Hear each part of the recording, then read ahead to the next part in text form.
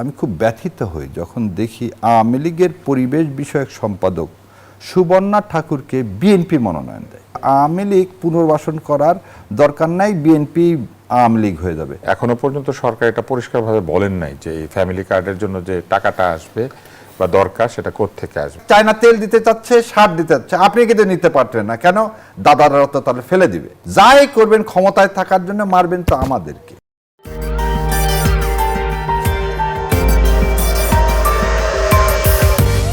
কে কতখানি চাটুকারিতা করলেন, কে কতখানি কি করলেন, দলের প্রধানকে ম্যানেজ করলেন তার উপর নির্ভর করে। কেন এই কথাটা বললাম? আপনি একটা জিনিস বলেন, ভাই যে কথাটা বলে ইয়ার কথাই বলি। একজন উপস্থাপক তার ওয়াইফ এমপি হবেন, এটা কোনো যোগ্যতা হতে পারে? এবার আর তার নিজস্ব যোগ্যতা আছে। হ্যাঁ, মানে আমি একটা উদাহরণ হিসাবে দিলাম, নট স্পেসিফিক তাকে বলতেছি না। না, তার চেয়েও তো ডেপুটেড কর্মী তো মাঠে ছিল। আজকে বাংলাদেশ জামাতে ইসলাম তার আসন অনুপাতে এনসিপির একটা পাওয়ার কথা, আর 13টার মধ্যে 12টা পাওয়ার কথা জামাতে ইসলামের। জামাতে ইসলাম 8 জনকে দিচ্ছেন, তার মধ্যে সক্রিয় জামাতে ইসলাম মানে একদম মানে ডেভোটেড জামাতে ইসলাম করেন এরকম আমি দেখলাম যে 4 থেকে 5 জন। যেমন ইঞ্জিনিয়ার মারদিয়া, উনি কিন্তু সেরকম কোনো গুরুত্বপূর্ণ পদে নাই, বাট সে দেখেন যে এই টিভিতে বিভিন্ন সেমিনারে সে যেভাবে দেশটাকে প্রেজেন্ট করে, সো মনে হয়েছে তাকে নিয়ে গেলে ভালো করবে।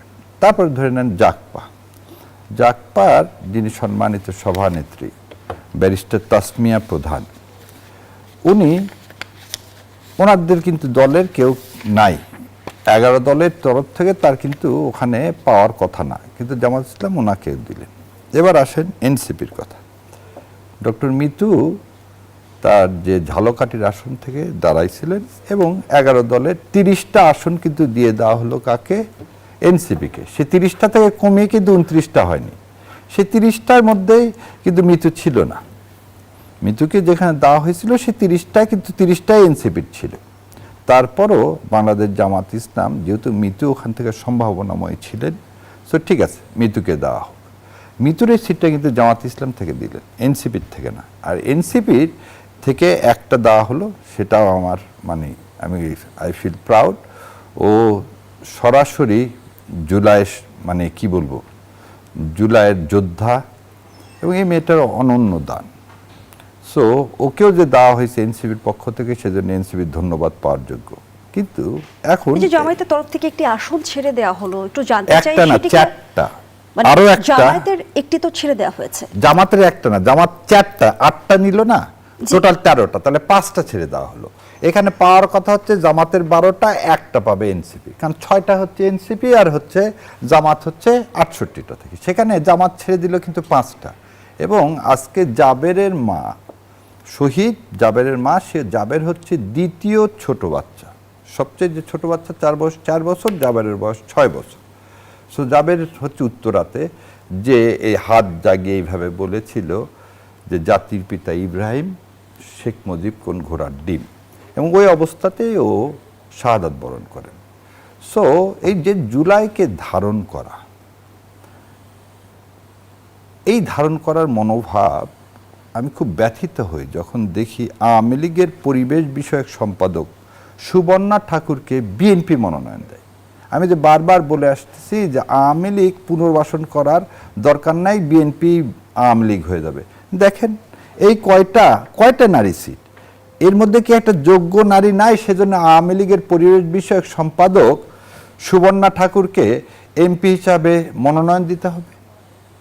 আমি এই কথাটাই জাতির সামনে রেখে গেলাম। আমি যে কথাটা বলি সে কথাটা এমনি বলি না। আওয়ামী লীগের সাথে কেন বলি, ভারতের সাথে অবশ্যই কোনো চুক্তি করে বিএনপি আসছে। বাংলাদেশের রাজনীতিতে রাজনৈতিক দলগুলো নারীর ক্ষমতায়নের ক্ষেত্রে কতটা আন্তরিক? আন্তরিক না। আন্তরিক হলে জুলাই সনদ বাস্তবায়ন করতে আজকে 100টা নারী যাইতো। এই জুলাই সনদে আছে কি? 100টা। সংবিধানে 65 সংশোধন হয়ে যাবে, হয়ে এই সিট সংখ্যা হয়ে যাবে 100টা। এবং সবচেয়ে বড় কথা, এটাতে কিন্তু বিএনপি কোনো অপোজ করেনি। বিএনপি এখানে নোট অফ ডিসেন্ট দেয়নি। তাহলে জুলাই সনদটা যদি বাস্তবায়ন হতো, আজকে সবচেয়ে বেশি সিট কে পাইতো? আমি যে সবসময় বলি জুলাই সনদটা বাস্তবায়নে সবচেয়ে বেশি লাভবান হতেন জনাব প্রধানমন্ত্রী তারেক রহমান এবং বিএনপি, কারণ আজকে তার দল পাইতো ডবল, আজকে যা পাইছে তারও ডবল পাইতো 100টা, কিন্তু ওনারা কেন কি জন্যে কি ইশারায় জুলাইকে মানে ওন করতে চাচ্ছেন না? এবং দেখেন এতগুলো নারীর মধ্যে একজনকে দেখান তো জুলাইয়ের সাথে সরাসরি, তাদের দাবি অনুযায়ী না, তারাও সত্যি কথা বিএনপিরও তো অনেক শহীদ হয়েছে, তো পারতেন না কোনো শহীদের মাকে, পারতেন না কোনো আহত যোদ্ধা বোনকে দিতে? সেটা কিন্তু তারা দেননি। আপনার তো সেট আছে আমি এই লোককে দিব, তাহলে এই নমিনেশনের যে মানে নমিনেশনে যে ট্রেন্ড করে এই নমিনেশন বিক্রি করলেন, এটা করার কি ধারণা? এটার নাম ডেমোক্রেসি? ওখানে কি কোনো ভোটের ব্যবস্থা আছে? ওখানে কি কোনো আপনি ক্যাটাগরি ফিক্স করে দিয়েছেন এই ক্যাটাগরি ফিল আপ করতে পারলে সে এমপি হবে? না, এখানে কি একবারে ওয়ান ম্যান শো, জনাব তারেক রহমান জনাব প্রধানমন্ত্রী যিনি বলবেন যাকে পছন্দ করবেন তাই, এর বাইরে বলার আর কারো কোনো শক্তি নেই। আব্বাস সাহেবের ওয়াইফকে কি দিচ্ছেন? না। সো এই জন্যে বললাম যে এখানে আপনার ওই গণতন্ত্র যদি নিজে প্র্যাকটিস না করেন আর একজনকে কতখানি বলবেন জানি না। আর জুলাই সনদের মধ্যে যারা জুলাই সনদ সনদ বলতেছে তারা এই কারণেই বলতেছে, তারা সত্যিকার নারীর ক্ষমতায়নে বিশ্বাস করে, কারণ জুলাই সনদ যদি বাস্তবায়ন হয়ে যায় তখন তো আর কোনো কি that would be mandatory of, ধরেন নাম জামাত ইসলাম খুব খারাপ, তাহলে আপনি আবার 90 সালে আপনার মা 3 দলীয় ঐক্যজোট করলেন, সেই জামাতের সাথেই করলেন, এই জামাতেরই সমর্থন নিয়ে সেই সময় আপনি ক্ষমতায় গেলেন, না হলে জামাত যদি আওয়ামী লীগকে সমর্থন দিত আওয়ামী লীগ ক্ষমতায় যাইত, তাহলে আপনার মা ভুল করছে। আসলে জুলাই সনদ সরকারি দলের ক্ষমতাকে অনেক কমিয়ে আনার একটা ব্যাপার রয়েছে, ফলে বিরোধী দল ভাবছে যে জুলাই সনদ যদি পুরোপুরি বাস্তবায়িত করা যায় তাহলে সরকারি দলের ক্ষমতা অনেক কমে আসবে, এবং সেই ক্ষমতাটা কমে আসলে বা সরকারের ক্ষমতা অনেকখানি কমে আসবে, একটা ব্যালেন্স তৈরি হবে এবং প্রধানমন্ত্রী এবং রাষ্ট্রপতির ক্ষমতার এক ধরনের চেঞ্জ হবে। তো সেই সব কারণে বিরোধী দল এই চাপটা দিচ্ছে, কারণ বিরোধী দল তো দলীয়ভাবে সংসদে দুর্বল অবস্থানে আছে, কম আসন পেয়েছে, রাজনৈতিকভাবেও তারা একটা 2/3 ভোট মানে যারা জিতেছে, 2/3 আসন যারা জিতেছে তাদের কাছ থেকে চাপে আছে, সেই জন্য বিরোধী দল এই চাপটা বেশি করে দিচ্ছে, তাতে করে তারা আরেকটু স্পেস পাবে রাজনীতিতে, এই জন্য চাইছে বেশি। এটা ঠিক স্বার্থ না, এটা একটা রাজনৈতিক পদক্ষেপ, এবং সেই সাথে কিছু কিছু সংস্কার তো আছে যেটা প্রয়োজনীয়, ফলে সেই সংস্কারগুলি যাতে ত্বরান্বিত হয় এটা অনেকেই চায়, এমনকি কিছু কিছু জায়গা আছে তাদের সেটা যৌক্তিকও, ফলে সেই যৌক্তিক দাবিগুলোর সাথে তো আমরা অনেকেই মনে করেছি যে এই জন্য তারা চাপ দিতে পারে। চাপ দেওয়াটা কোনো অসুবিধা না, হুজ্জত করা অসুবিধা, মানে এই চাপ দিতে গিয়ে ধরেন হই চই চিল্লাচিল্লি গন্ডগোল এগুলা করার প্রয়োজন নাই, সিভিলাইজড ওয়েতেই এটা আদায় করা সম্ভব বলে আমি মনে করি। এখনো পর্যন্ত সরকার এটা পরিষ্কারভাবে বলেন নাই যে এই ফ্যামিলি কার্ডের জন্য যে টাকাটা আসবে বা দরকার সেটা কোত্থেকে আসবে। আর আইএমএফ সব জায়গাতেই ভর্তুকি তুলে নিতে বলে, সারা পৃথিবীতে আইএমএফ এর চেষ্টাটা হচ্ছে মূলত পুঁজিবাদী অর্থনীতির যে সর্বশেষ যে থিওরি মার্কেট ইকোনমি বাজার অর্থনীতি এটা প্রচলিত করা, অর্থাৎ অর্থনীতির ক্ষেত্রে সিদ্ধান্ত নিবে হচ্ছে চাহিদা এবং সরবরাহ, এবং বাজার যেভাবে নিয়ন্ত্রিত হয় ঠিক সেইভাবে পুরো অর্থনীতি নিয়ন্ত্রিত হবে। ফলে আইএমএফ যেখানেই যায় সেখানে কিন্তু বলে যে ভর্তুকি তুলে নেন, নিজের সক্ষমতা বাড়ান, কর বসান এবং কর নিয়ে তারপরে নিজের অর্থে নিজে পরিচালিত হন। অর্থাৎ আইএমএফ কাগজে কলমে অঙ্কে এক ধরনের স্বনির্ভরতা তৈরি করার চেষ্টা করে, কিন্তু অর্থনীতি তো শুধু অঙ্কের না, এই অঙ্কের অর্থনীতি বেশি কাজে লাগে উন্নত দেশে, যেখানে কিনা মানুষের মৌলিক চাহিদার একটা বিরাট অংশ পূর্ণ হয়ে গিয়েছে, বেকারত্ব অনেকাংশেই কম, যেখানে তাদের স্টেডি ইনকাম আছে, যেখানে তাদের ব্যয়ের চাইতে আয় বেশি, এমন দেশগুলিতে এই অঙ্ক খুব সহজে কাজে লাগে।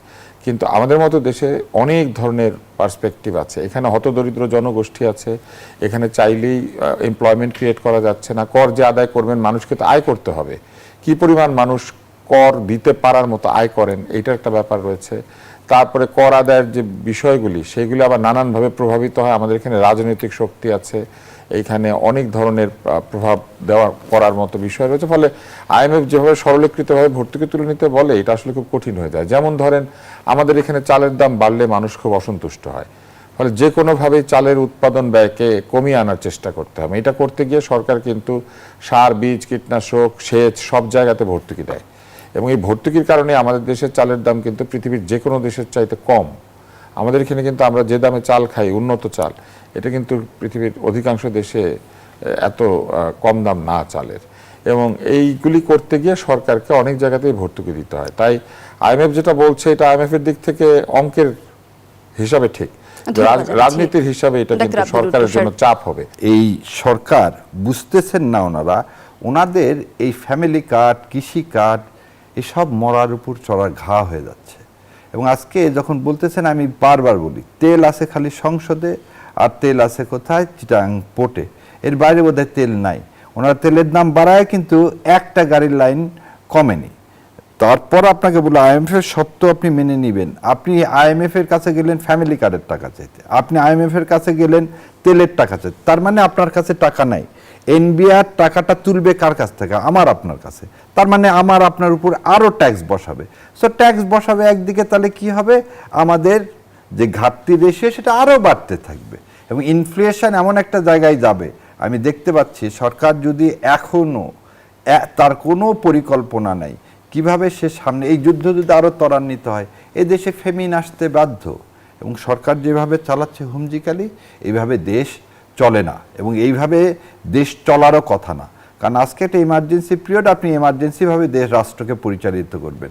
আপনার কাছে একটা পরিকল্পনা থাকতে হবে, আগামী 3 মাস আমার কোথায় থেকে তেল আসবে, ডিজেল আসবে, অকটেন আসবে। আজকে আমার কারেন্টের কথা বলতেছেন, দেখেন একজন বললেন পেপার পত্রিকায় খালি আছে 8 ঘন্টা নাকি কারেন্ট থাকে না। এমন কোনো মফস্বল শহর নাই যে দেখেন যে সেখানে 8 ঘন্টা, অ্যাটলিস্ট 8 ঘন্টা কারেন্ট থাকে না। সো সরকারের আসলে বাংলাদেশ কিভাবে চালাবে না, আল্লাহর ওয়াস্তে চলে যাচ্ছে। শাহরিয়ার কবির, জ্বালানি সংকটের এই দায় কি শুধুমাত্র সরকারের উপর বর্তায়? হ্যাঁ, সরকারের উপর। শোনেন, সরকার যখন আপনি ক্ষমতায় নিছেন তখন আপনাকে মানুষ ভোট দিছে এই কারণেই যে আপনি আমার নিরাপত্তা বিধান করবেন, আমার মৌলিক মানবিক চাহিদা পূরণ করবেন। যদি তেল না থাকে আপনাকে সে সত্য কথা বলতে হবে, তেল নাই, তাহলে কি করতে হবে? তাহলে রেশনিং করতে হবে। রেশনিং এর পাশাপাশি মানুষকে জানেন আপনি সয়াবিন তেল নাই, সয়াবিন তেলের দাম বেড়ে গেছে। আজকে আপনি একটা সেক্টরের কথা বলেন যে অমুক সেক্টরে এই সরকারের এই প্ল্যান, আপনি সার কোথায় থেকে আসবে? আপনার জাহাজ ইরান আটকায় দিল কেন?